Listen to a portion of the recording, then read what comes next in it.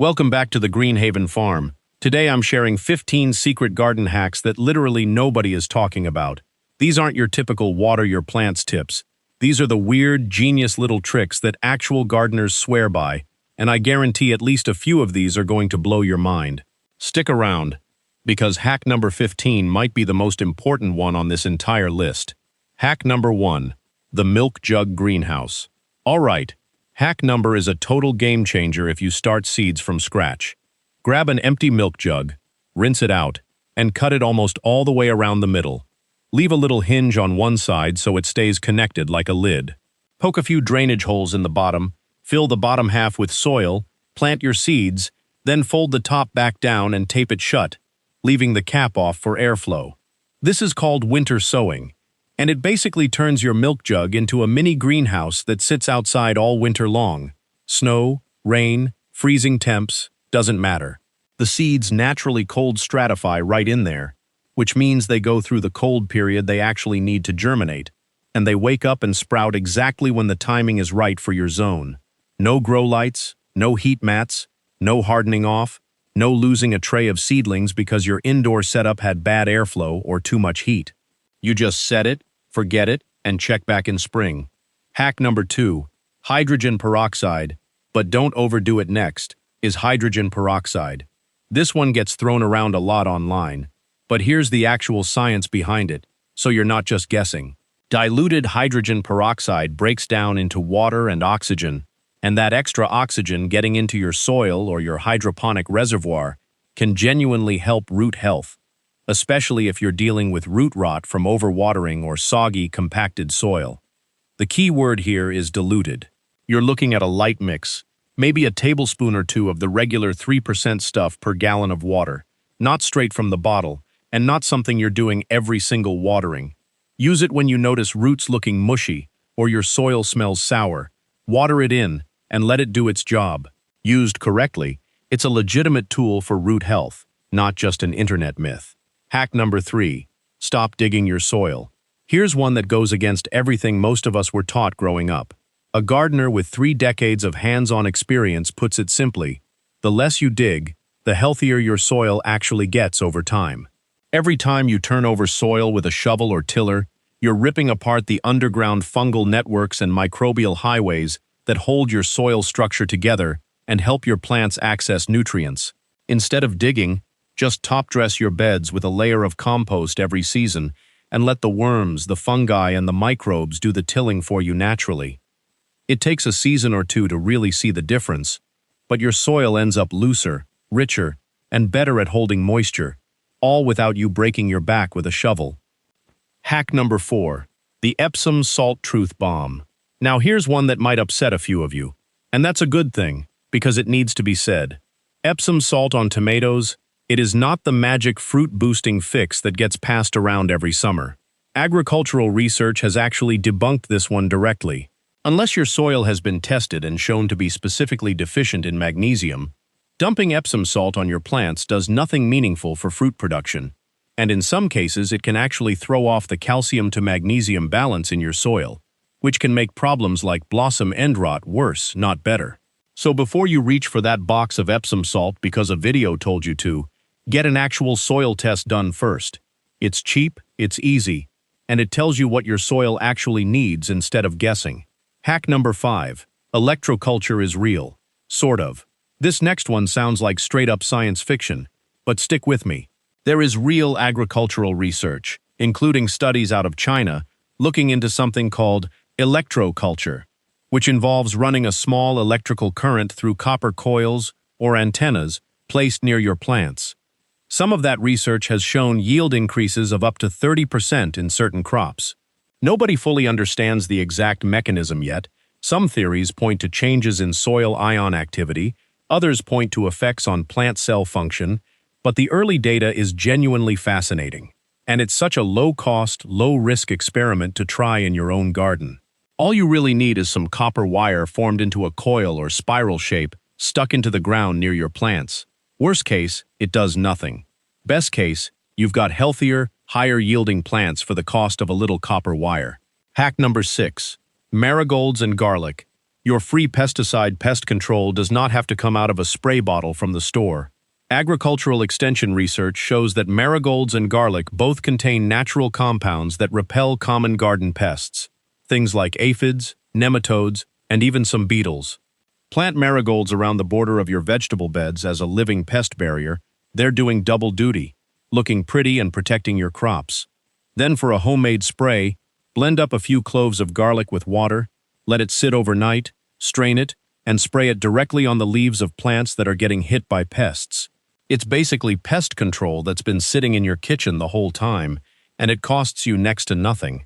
Hack number 7, the white stone trick. Here's a weird-looking one that actually has real function behind it. Lay light-colored or white stones around the base of your plants. They reflect extra sunlight back up onto the undersides of the leaves, which is where a lot of photosynthesis actually happens. So you're essentially giving your plants more usable light without moving them into more sun. On top of that, the stones help regulate soil temperature, keeping the roots a little cooler during peak heat, and helping retain moisture underneath. It's simple, it's cheap, you can grab a bag of white gravel from any garden center, and it makes a real, measurable difference in yield over a season. Hack number 8, build a potato tower. And speaking of yield, if you're short on space, this next one is a must-try. Build a potato tower using a cylinder of wire fencing, or even an old trash can with the bottom cut out. Start with a layer of soil and your seed potatoes at the bottom, and as the plant grows upward, keep adding more soil and straw around the stem, burying most of the new growth. Potatoes form along the buried stem, so the taller you build that tower, the more potatoes you get, all from the same small footprint of ground. You can pull 2, 3, sometimes 4 times the harvest out of the same square footage compared to a flat garden bed. Hack number 9, eggshell seed starters. Instead of buying seed starting trays, save your eggshells all week. Crack them carefully so you keep the bottom half mostly intact, rinse them out, and poke a small drainage hole through the bottom with a toothpick or a needle. Fill each shell with seed starting soil, tuck a seed in, and set them in an egg carton so they stay upright. When it's time to transplant, you do not need to remove the shell at all. Just gently crush it a little in your hand to loosen it, and plant the whole thing straight into the ground. The shell breaks down naturally over the following weeks and feeds the plant calcium as it decomposes. Zero plastic, zero cost, and one less thing sitting in your trash can. Hack 10. Fish scraps for bigger tomatoes. Here's one that sounds strange but has real results behind it. A popular gardening experiment involved burying fish scraps, specifically fish heads, directly in the soil right next to tomato plants, and comparing that to tomatoes grown with no added fertilizer at all in a separate section. The fish-fed plants showed noticeably stronger, more vigorous growth by the end of the season. Fish scraps break down slowly underground and release a steady feed of nitrogen and phosphorus right where your tomato roots actually need it. So next time you're prepping fish for dinner, don't toss those heads and scraps in the trash. Bury them about 6 inches deep near your tomato plants instead, and let them feed your garden for months. Hack 11. The bottle drip feeder. If you're tired of hand watering every single day, grab an empty plastic bottle. Any size works.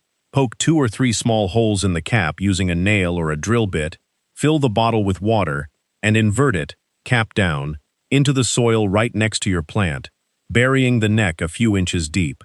Gravity slowly pulls the water out through those tiny holes and delivers it directly to the root zone over the course of a day or two, instead of all at once on the surface where a lot of water just evaporates. It means your plants stay hydrated even if you forget to water for a day, and it's basically a free mini drip irrigation system made out of something that was headed for your recycling bin anyway. Hack 12. Banana peel tea. Banana peels are loaded with potassium, which plays a huge role in flowering and fruit production. Instead of just burying peels straight in the soil, try this instead. Drop a few peels into a mason jar or a bucket of water and let them soak for about a week. What you end up with is basically a banana tea, a liquid packed with potassium and other nutrients. Strain out the peels, dilute the liquid slightly with more water, and use it to water your flowering and fruiting plants. Things like tomatoes, peppers, and roses especially benefit. It's a completely free nutrient boost, and it's a much easier way to use up peels than trying to bury enough of them to make a difference. Hack 13. Trench composting.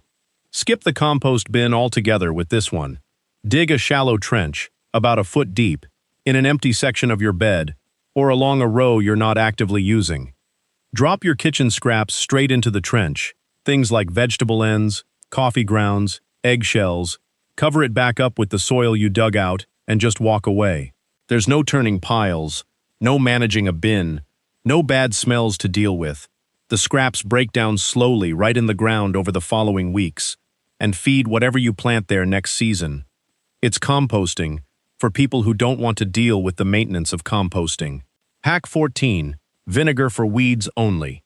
And last one before we get to the most important tip of the day, vinegar. A lot of people hear that vinegar kills weeds and start spraying it everywhere. But here's the catch. Plain vinegar is non-selective, meaning it will just as easily damage or kill any plant it touches, including the vegetables and flowers you're trying to grow. So the hack here is precision. Take straight white vinegar, pour it into a spray bottle, and on a hot, sunny day, spray it directly onto the leaves of weeds growing in your pathways, gravel areas, or between pavers, anywhere you don't have anything else planted nearby. Avoid any overspray anywhere near your actual garden beds. Done carefully, it's a totally natural, chemical-free way to knock back weeds in the spots where you don't want anything growing at all. Okay, and if you've made it this far, I need you to hear this last one, because honestly, it's the most important hack on this entire list. And it's not even about your plants. It's about you. Wear sunscreen. I mean it. Every single time you're out here. I know we spend all this time obsessing over soil health and root systems and keeping our plants alive and thriving for years, but so many of us gardeners completely forget to protect ourselves while we're doing it. We're out here for hours, hands in the dirt, sun on our neck, and we don't think twice about it. But sun damage adds up fast, and unlike a wilted plant, you don't get a redo. So find a sunscreen you actually like using. One for your face, one for your hands you can reapply throughout the day. Doesn't matter which brand, just wear it. Get your ears, get the back of your neck. Every time you're out here, take care of your garden. But please, please take care of yourself too. So that's it. 15 secret garden hacks nobody's talking about. Straight from science and straight from the soil. I hope at least one of these earns a spot in your garden this season. If this helped you out, do me a favor and hit that like button. And if you're not subscribed to the Greenhaven Farm yet, now's the time. We've got a whole lot more where this came from. Thanks so much for hanging out with me today. I'll see you in the next video.